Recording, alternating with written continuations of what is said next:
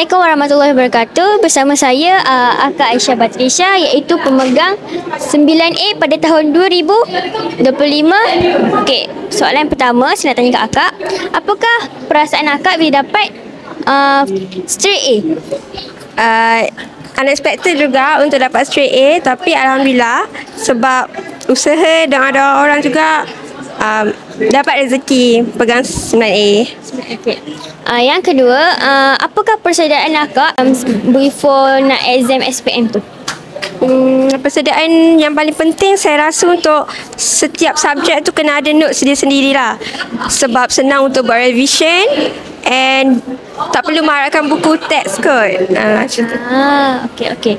So lepas ni agak-agak Akak nak sambung study kat mana? Saya sambung matrix. Ya. Itu sahaja daripada soal saya. Bye.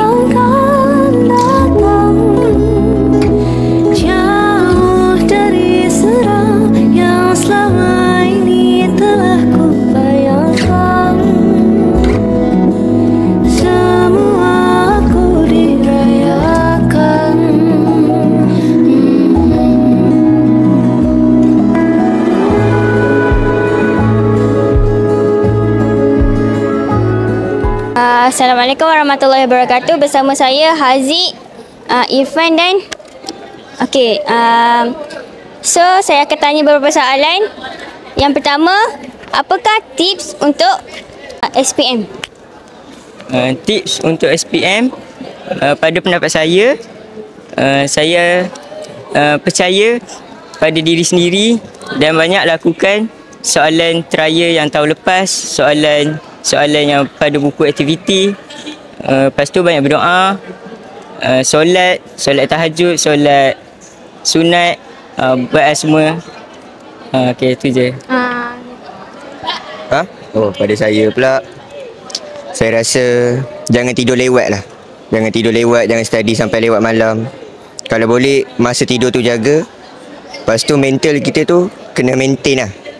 Okey. Okey, awak Hafiz?